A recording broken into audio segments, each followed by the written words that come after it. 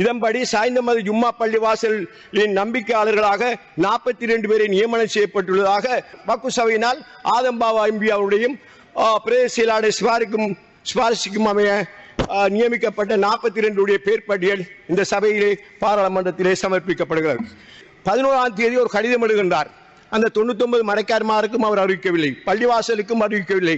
இரகசிய வாக்கெடுப்பு மூலம் நம்பிக்கை சபையை தெரிவு செய்வதற்கான எந்த ஏற்பாடும் செய்யவில்லை. அவர் நாட்டிலே வாழுகின்ற சகல இன மக்களும் மத கலாச்சாரங்களை பேணி பாதுகாக்க வேண்டிய பாரிய பொறுப்பு இந்த அமைச்சுக்கு இருக்கிறது. ஜனாதிபதி தேர்தலுக்கு முன்பு, ஜனாதிபதி தேர்தலுக்கு பின்பும் முஸ்லிம்களுடைய திருமண சட்டத்தினை மாற்ற வேண்டும் என்ற சில பாராளுமன்ற உறுப்பினர்கள் பகிரங்கமாக பேசிக் கொண்டிருந்தார்கள். இந்த விடயம் சம்பந்தமாக இங்கு உரையாற்றிய கௌரவ முஜிபுர் ரஹ்மான் பாராளுமன்ற உறுப்பினர் அவர்கள் இந்த நாட்டிலே வாழுகின்ற எல்லா இன மக்கள் மத்தியிலும் சிறுவருடைய திருமணங்கள் எந்த வீதத்திலே நடைபெற்றுக் கொண்டிருக்கிறது என்பதனையும், முஸ்லிம் சமூகத்துடைய திருமணம் 14% நடைபெறுவதையும் இப்போது ஆதாரமாக நியமித்தார். இது தொடர்பாக முஸ்லிம் சமயங்களுடைய விடயங்களிலே யாராவது தெளிவு வேண்டுமென்றால் தயவு செய்து எங்களுடைய அகில இலங்கை ஜமாத் இஸ்லாமியர்களுக்கான ஜம்மியத்துல் உலமா சேவை இருக்கிறது, அவர்களோடு நீங்கள் சந்தித்து இது தொடர்பான முஸ்லிம் சமயத்துடைய தொடர்பான விளக்கங்களை நீங்கள் கேட்டுக்கொள்ளலாம். அதே போன்று எங்களுடைய மத தலைவர்கள், மக்கள் பிரதிநிதிகள், முஸ்லிம் சமூகத்துடைய புத்திஜீவிகளை சந்திப்பதன் ஊடாக, கலந்துரையாடல்களை மேற்கொள்வதன் ஊடாக எங்களுடைய முஸ்லிம் சமூகத்துடைய நல்ல விடயங்களை நீங்கள் அறிந்து கொள்ள வாய்ப்பு கிடைக்கும் என்பதை நான் உங்களுக்கு சொல்லிக்கொள்ள விரும்புகின்றேன். கௌரவ அமைச்சர் சரோஜா சாபித்தி பூல்ராஜா அவர்கள் அண்மையிலே ஐக்கிய நாடுகள் சபையிடம் ஒரு உறுதிமொழி வழங்கியுள்ளதாக செய்திகள் வெளிவந்தன. இச்செய்திகளிலே குழந்தை திருமணம் அனுமதிக்கப்பட்ட முஸ்லிம் விவாகரத்து சட்டத்தை மாற்ற அரசு ஆலோசனை, அமைச்சர் சரோஜா போல்ராஜ் ஐக்கிய நாடு சபையிடம் உறுதி, இவ்வாறான செய்திகளை வெளியிடுவதன் ஊடாக அது தொடர்பான விடயங்களை முடிவுகளை எடுக்க வேண்டும் என கேட்டுக்கொள்கிறேன். தயவுசெய்து இவ்வாறான விஷயங்களை நீங்கள் பேசுவதற்கு முன் எமது முஸ்லிம் சமூகத்துடைய ஜம்மியத்துல் உலமா சபையுடைய பிரதிகளோடு, மார்க்க தலைவரோடு நீங்கள் பேசி ஒரு முடிவுக்கு வந்ததற்கு பிறகுதான் இவ்வாறான இனங்களுக்கு முரண்பாடுகளை தெரிவிக்கின்ற கருத்துக்களை நீங்கள் தெரிவிப்பதை தவிர்த்துக் கொள்ளுமாறு நான் கேட்டுக்கொள்ள விரும்புகிறேன். அதே கடந்த காலத்தில் உங்களுக்கு தெரியும், கோத்தபாய ராஜபக்ஷ ஜனாதிபதி ஆட்சி காலத்தில் முஸ்லிம் சமூகம் ஜனாதிபதி தேர்தலில் முஸ்லிம்கள் வாக்களிக்கவில்லை என்பதற்காகத்தான் முஸ்லிம்களுடைய கொரோனா காலத்திலே மரணமடைந்த மரணத்தை எரித்தார்கள் என்ற யதார்த்தத்தினை நீங்கள் அறிந்திருக்கிறீர்கள். எனவே இவ்வாறான ஒரு முக்கியமான ஒரு அரசாங்கம், உண்மையிலே இந்த அரசாங்கம் பல மாற்றங்களை கொண்டு வர வேண்டும் என்பதற்காகத்தான் அதிகமான மக்கள் வாக்கள் அளித்து உங்களை எல்லா இன மக்களும் வாக்களித்திருக்கிறார்கள். இந்த ஒரு நிலையிலே பொறுப்பு வாய்ந்த அமைச்சரும் அதே போன்று பாராளுமன்ற உறுப்பினர் சீர்குழு பாராளுமன்ற உறுப்பினர்களும் முஸ்லிம் சமூகம் தொடர்பான இனவாத கருத்துக்களை பகிரங்கமாக பாராளுமன்றத்திலே சொல்லுகின்ற நிலைமை தொடர்கின்றது. நான் சென்ற அமர்வுகளின் கௌரவ பிரதி தவிசாளர் அவர்களே நான் சொல்லியிருக்கின்றேன். சமூகங்கள் தொடர்பான விடயங்களை இனவாதம் இல்லாத ஒரு நிலைமை பாராளுமன்றத்துக்கு வெளியில் இருக்கின்ற போது, பாராளுமன்றத்துக்குள் இனவாத கருத்துக்களை பரப்புகின்ற செய்திகளை கௌரவ பிரதி தவிசாளர் அவர்களே நீங்கள் தடை செய்ய வேண்டும் என்று நான் கேட்டுக்கொள்ள வருகின்றேன். அது மாத்திரமல்லாமல் ஞானசார தேரர் அவர்கள் அண்மையிலே பகிரங்கமாகவே ஒரு செய்தியை வெளியிட்டிருக்கிறார். மக்கள் மத்தியிலே உயிர்த்த ஞாயிறு குண்டு தாக்குதலை வழிநடத்தியவர்களை தனக்கு தெரியும் எனவும், இந்த விடயத்தினை ஜனாதிபதி அனுர குமார திசாநாயக்க அவர்களிடமும் பாதுகாப்பு அமைச்சரிடமும் மாத்திரம் தான் சொல்வதாக தெரிவித்துள்ளார். இதை பகிரங்கமாக நாட்டு மக்கள் மத்தியிலே சொல்லியிருக்கிறார். எனவே அவரை அணுகி இந்த உயிர்த்த ஞாயிறு குண்டு தாக்குதல் தொடர்பான இந்த சூத்திரதாரிகளை கொண்டு வருவதற்கான வெளியே கொண்டு வருவதற்கான ஏற்பாடுகளை கௌரவ அமைச்சர் அரசாங்கங்கள் செய்ய வேண்டும் என்று நான் கேட்டுக்கொள்கின்றேன். முஸ்லிம் சமய பண்பாட்டு அலுவலர் திணைக்களமும் இலங்கை வக்ஃப் சபையும் இதுவரையும் சுதந்திரமான முறையிலே கௌரவ பிரதி தவிசாளர் அவர்களே இயங்கி வந்தன. ஆனால் அண்மை கால சில செயற்பாடுகள் ஊடாக இந்த முஸ்லிம் சமய பண்பாட்டு அலுவலர் திணைக்களமும் இலங்கை வக்ஃப் சபையும் தனது சுதந்திரமான அந்த நிலைமையை மாற்றி அரசியல்வாதிகளின் வேண்டுகோளுக்கு அமைக்க தமது செயற்பாடுகளை மேற்கொண்டிருக்கிறது.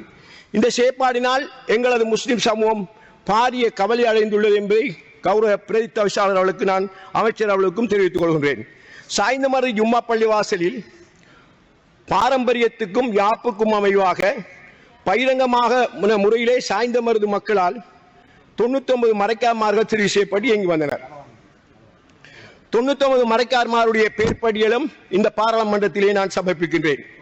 இவ்வாறு இயங்கிக் கொண்டிருந்த போது எங்களுடைய பள்ளிவாசலுடைய மரைக்கார் சபையினர் இந்த சாய்ந்த மதத்துக்குரிய நிர்வாக சபையினரை நம்பிக்கையாளர் சபையை தெரிவு செய்யுங்கள் என்று வேண்டுகோள் விடுத்ததற்கு அமைவாக முஸ்லிம் சமய பண்பாட்டு திணைக்கள பணிப்பாளர் அவர்கள் சாய்ந்த மருது பிரதேச செயலாளருக்கு ஒரு கடிதம் எழுதுகிறார். அந்த கடிதத்தை இந்த பாராளுமன்றத்திலே நான் சமர்ப்பிக்கின்றேன். 748 AM 22 இந்த இலக்க கடிதத்திலே 2025 10 எழுதுகிறார். பிரதேச செயலாளர் பிரதேச செயலகம் சாய்ந்த மருது ஊடாக அபிவிருத்தி உத்தியோகஸ்தர் முஸ்லிம் சமய பண்பாட்டு அலுவலக திணைக்களம் பிரதேச செயலகம் சாய்ந்த மருது நம்பிக்கையாளர் தெரிவு வக்கு சபையின் 2025 1/22 அமர்வில் வக்கு போர்ட் 10/2/5/2025 இலக்க தீர்மானத்தின்படி சாய்ந்த மருது ஜும்மா மஸ்ஜிதுக்கான நம்பிக்கையாளர் தெரிவை இரகசிய வாக்கெடுப்பு மூலம் 2025 2/27 காலை 9 மணிக்கு 9 மணி முதல் பிற்பகல் 12 மணி வரை அம்பாறை மாவட்ட செயலக கேட்பர் கூட்டத்திலே நடாத்துவதற்கு திணைக்களம் தீர்மானித்துள்ளது. எனவே குறித்த இரகசிய வாக்கெடுப்பில் கலந்து கொள்வதற்கு தகுதி பெற்ற 99 மரைக்கார்மார்களையும் உரிய நேரத்திலே கலந்து கொள்ள செய்வதற்குரிய நடவடிக்கைகளை மேற்கொள்ளுமாறு கேட்டுக்கொள்கின்றேன். அபிவிருத்தி உத்தியோகஸ்தர் கையொப்பத்துடன் திணைக்களத்துக்கு அனுப்பி வைக்கப்பட்ட 99 மரைக்கார்மார்கள் பட்டியலும் இணைக்கப்பட்டுள்ளது. MS அசா அகமட் உதவி பணிப்பாளருக்காக முஸ்லிம் சமய பண்பாட்டு அலுவலர் திணைக்களம் நம்பிக்கையாளர் சபை சாய்ந்த மருதுக்கு பிரதியிடப்பட்டிருக்கிறது. இந்த பிரதேச செயலாளர் கௌரவ பிரதி சபாநாயகர் அவர்களே, இதை முஸ்லிம் சமய பண்பாட்டு அலுவல் அமைச்சுடைய பணிப்பாளருடைய அறிவித்தலை அவர் உதாசீனம் செய்துவிட்டு 11ஆம் தேதி ஒரு கடிதம் எழுதுகின்றார். அந்த 99 மரைக்கார்மாருக்கும் அவர் அறிவிக்கவில்லை, பள்ளிவாசலுக்கும் அறிவிக்கவில்லை. இரகசிய வாக்கெடுப்பு மூலம் நம்பிக்கையாளர் சபையை தெரிவு செய்வதற்கான எந்த ஏற்பாடு செய்யவில்லை.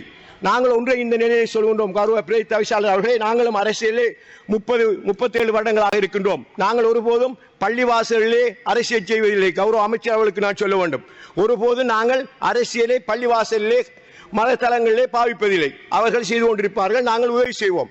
ஆனால் இந்த பிரதேச செயலாளர் என்ன செய்திருக்கிறார் என்றால், இந்த நிர்வாகத்தை 11ஆம் தேதி 10ஆம் தேதி கடிதம் வருகிறது பிரதேச செயலாளருக்கு.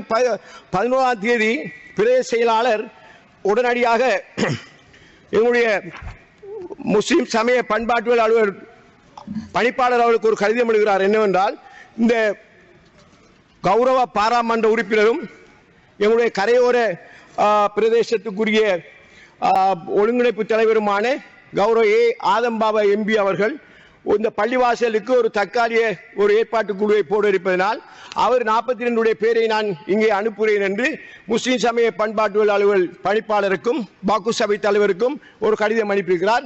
அந்த கடிதத்தை இந்த பாராளுமன்றத்திலே சமர்ப்பிக்கின்றேன். ஒரு பிரதேச செயலாளர் ஒரு பண்பாட்டு அலுவல் ஆணையாளருடைய கடிதம் வந்திருக்கத்தக்கதாக அவர் உடனடியாக வேறொரு தீர்மானத்தை எடுத்து பள்ளிவாசலுக்குள்ளே அரசியலை பூத்திருக்கிறார்கள். உண்மையிலே நாங்கள் மாற்றம் ஏற்பட வேண்டும் என்று ஆட்சிக்கு வந்தவர்கள். முஸ்லிம் எல்லா பள்ளிவாசலுக்கும் நாங்கள் அரசியலை கொண்டு போனால் இலங்கையில் இருக்கின்ற எல்லா பள்ளிவாசலுக்கும் அரசியல்வாதிகள் ஆக்களை நிற்பார்கள். இதை மிகவும் கவலையாக முஸ்லிம் சமூகம் கௌரவ பிரதமர் அவர்களுக்கு நான் சொல்ல வேண்டும், மிகவும் கவலைப்படுகின்றனர். எனவே அரசியலை நாங்கள் வேறு விதமாக பார்ப்போம் பள்ளிவாசலுக்குள்ளே. ஆனால் அவரால் தெரிவு செய்யப்பட்டவர்கள் பள்ளிவாசலுடைய கடமையை செய்யட்டும், அதில் நாங்கள் எதிர்ப்பில்லை.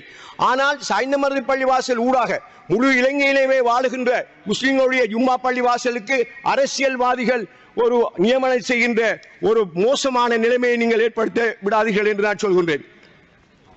2025 2/18 நடைபெற்ற இலங்கை வக்கு சபை கூட்டத்திலே 2025 2/16 சாய்ந்த மருது பிரதேச செயலாளர் MM ஆசிக் அவர்களால் முஸ்லிம் சமய பண்பாட்டு அலுவல் திணைக்களத்தின் பணிப்பாளருக்கு அனுப்பி வைக்கப்பட்ட கடிதத்தில் கௌரவ பாராளுமன்ற உறுப்பினரும் அம்பாறை மாவட்ட கரையோர பிரதேசங்களின் ஒருங்கிணைப்பு குழு தலைவருமான ஆதம்பாபா அவர்களினால் சாய்ந்த மருது ஜும்மா பள்ளிவாசலுக்குரிய நம்பிக்கையாளர் சபை உறுப்பினர்களாக 42 பேரை நியமிக்க சிபாரிசு செய்துள்ளார்.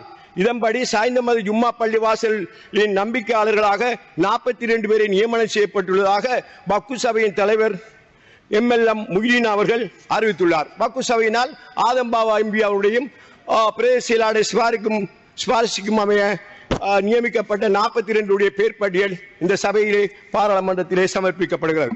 இந்த 40 அது மாத்திரமல்லாமல் இன்னும் ஒருவர், இந்த 42 பேரில் ஒருவர் மிஸ்டர் ஆதம் பாவா என்கின்றவர், அல்ஹாஜ் அகமல் லெபே ஓய்வு பெற்ற பொது முகாமையாளர், அவர் நம்பிக்கையாளர் சபையிலிருந்து ராஜினாமா பண்ணிவிட்டார். ஏனென்றால் அரசியல்வாதிகளினால் நான் பள்ளிவாசலுக்குள் போய் ஒரு நம்பிக்கையாளர் சபையை ஏற்க விரும்பவில்லை என்று முதலாவதாக ஒரு ஒரு அகமல் லெபே என்கின்ற ஓய்வு பெற்ற பொது முகாமையாளர் சாய்ந்தமல் இருந்து ராஜினாமா செய்திருக்கின்றார் என்ற செய்தியை நான் உங்களுக்கு சொல்ல விரும்புகிறேன். இந்த அரசியல் கலாச்சாரத்தை மாற்றி அமையுங்கள் தயவு செய்து. இந்த பள்ளிவாசலுக்குள்ளே உலமாக்களும் பள்ளி பண்பாட்டாளர்கள் திரைக்களமும் சுதந்திரமாக நடைபெறுவதற்குரிய ஏற்பாடுகளை நீங்கள் செய்ய வேண்டும் என்று நான் கேட்டுக்கொண்டிருக்கின்றேன். அடுத்ததாக உங்களுக்கு சொல்ல வேண்டும், இந்த பள்ளிவாசல் விடயங்களிலே நீங்கள் சமய பண்பாட்டாளர்களுடைய பணிப்பாளரும் வக்ஃப் சபையும் சுதந்திரமாக நடப்பதற்கு நீங்கள் அரசியல்வாதிகள் இடம் அளிக்கவில்லை என்றால் இது மக்கள் மத்தியிலே வேறு விதமான ஒரு சிந்தனை வரும். இதை இந்த புதிய அரசாங்கத்துடைய நல்ல பெயர்கள் இருக்கிறது, நல்ல பணிகளை செய்திருக்கிறீர்கள், அதை நாங்கள் வாழ்த்து தெரிவிக்கணும். அதுக்காக நாங்கள் ஓப்பனாக வெளிப்படையாக உங்களுடைய நல்ல பணிகளுக்கு நாங்கள் ஆதரவு வழங்குகிறோம். ஏன்னா நல்ல செய்தி இனவாதம் இல்லாமல் இருக்கிறது நாட்டுக்கு வெளியில். அதை நான் ஒவ்வொரு துறையும் சொல்றேன். நாங்கள் இந்த உள்ளுக்கொண்டு வெளியில் வைத்து பேசுவீர்கள் அல்ல. ஆனால் இந்த மோசமான அடிமட்டத்திலே இந்த மக்கள் மத்தியிலே மத ரீதியான பிரச்சனையை ஏற்படுத்துகின்ற செயலை நாங்கள் கட்டுப்படுத்த வேண்டும். யாராக இருந்தாலும் அதை நீங்கள் கட்டுப்படுத்துங்கள். கட்டுப்படுத்தி எதிர்காலத்திலே நல்ல ஒரு சமூகத்தை ஏற்படுத்துங்கள். ஜனாதிபதி அவர்கள் இந்த பாராளுமன்றத்திலே பேசுகின்ற போது நாங்கள் எல்லோரும் அழகாக கேட்டுக்கொண்டிருக்கின்றோம். அவருடைய கொள்கை, அந்த கொள்கைக்கு ஏற்ப இங்கே இருக்கின்ற அரசியல்வாதிகள் எல்லோருமே நீங்கள் நடைபெற வேண்டும். இல்லை என்றால் இந்த சமூக ரீதியான முரண்பாடுகளை வளர்ப்பதற்கு நாங்கள் காரணகர்த்தாக இருந்துவிடக் கூடாது என்பதை நான் உங்களுக்கு சொல்லிக்கொள்ள விரும்புகின்றேன். அது மாத்திரமல்லாமல் எங்களுடைய பள்ளிவாசல்களிலே இயங்குகின்ற குறிப்பாக கிழக்கு மாகாண பள்ளிவாசல்களிலே இந்த முஸ்லிம் கலாச்சார திரைக்களத்தால் வழங்கப்படுகின்ற நன்கொடைகளை நீங்கள் அதிகரிக்க வேண்டும் என்று நான் கேட்டுக்கொள்வதோடு அஜ்ஜாஜிகள் சம்பந்தமாக சில கௌரவ அமைச்சர் அவர்களுக்கு நான் சொல்ல வேண்டும். கடந்த காலங்களில் சிலர் நியாயமான ஒரு ஒரு இதிலே தொகையிலே அஜ்ஜாஜிக்கு மக்காவுக்கு போகக்கூடிய பாக்கியம் கிடைத்தது. ஆனால் துரஷ்டவசமாக அந்த இந்த வருடம் அஜ்ஜாஜியில் போகின்ற இந்த பயணத்துக்கு 23 லட்சம், 24 லட்சம், 25 லட்சமாக அறிவிக்கப்படுவதாக அஜ்ஜாஜிகள் கவலை தெரிவிக்கின்றனர்.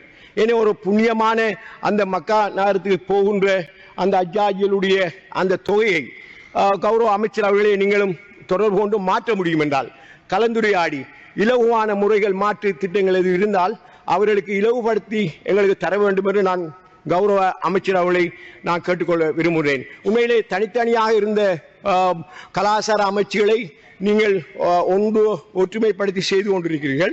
எனவே முஸ்லிம் கலாச்சாரம் சம்பந்தமான விடயங்களை அரசியல்வாதிகள் பாவிக்கப்படுகின்ற போது தயவு செய்து எங்களுடைய முஸ்லிம் சமயத்துடைய ஜம்மியத்துல் உலமா சபையுடன் சில ஆலோசனையை கேளுங்கள். என்னால் உங்களுக்கு அது தெரியாமல் இருக்கலாம், நாங்கள் உங்களை தவறாக சொல்லவில்லை. அங்கே ஆலோசனைகள் பிழையாக வழிநடத்தப்பட்டு இன்று ஒரு அரசியல் கட்சியுடைய ஒரு கிளைக்குழு தலைவர்களை தெரிவு செய்கின்றது போன்று முஸ்லிம்களுடைய ஜும்மா பள்ளி வாசல்களுக்கு நம்பிக்கையாளர்களை தெரிவு செய்கின்ற ஒரு பாரதூரமான நிலைமை எங்களுடைய கிழக்கு மாநிலத்திலே வந்திருக்கிறது. எனவே அந்த விடயத்திலே கௌரவ அமைச்சர் அவர்கள் எங்களுடைய சமயம் தொடர்பான உலமாக்களை மௌலியமாறு இருக்கிறார்கள், அவரோட கொஞ்சம் கலந்து ஆலோசனை செய்யுங்கள். பள்ளிவாசல் நாங்கள் தலையிட மாட்டோம். நாங்கள் சொல்கின்றோம், ஒருபோதும் மறைந்த பெருந்தலைவர் எம்எச் அஷ்ரப் அவர்கள் சொன்னார்கள், இங்கே எங்களுடைய ஸ்கூல்ல அமைச்சர் அவர்கள் இருக்கிறார்கள். அவர் சொன்னார், நீங்கள் அரசியலில் ஈடுபடுறால் ஒருபோதும் நீங்கள் அரசியலில் ஈடுபடுவர்கள் பள்ளிவாசல் நிர்வாகத்தில் தலையிடக்கூடாது என்று சொன்னார். நாங்கள் ஒருபோதும் செய்வதில்லை. அவர்களுக்கு நாங்கள் வழிகாட்டுவது, உதவி செய்வது, பள்ளிக்குரிய நிதிகளை செய்வோம், ஆலோசனையை செய்வோம். எனவே கௌரவ அமைச்சர் அவர்கள் இந்த சாய்ந்தமருது பள்ளிவாசல் நிர்வாகம் தொடர்பான ஒரு விசேட ஆணைக்குழுவை நியமித்து உங்களுடைய அமைச்சராக நீங்கள் இதுக்கு முஸ்லிம் சமூகத்துடைய முதலாவது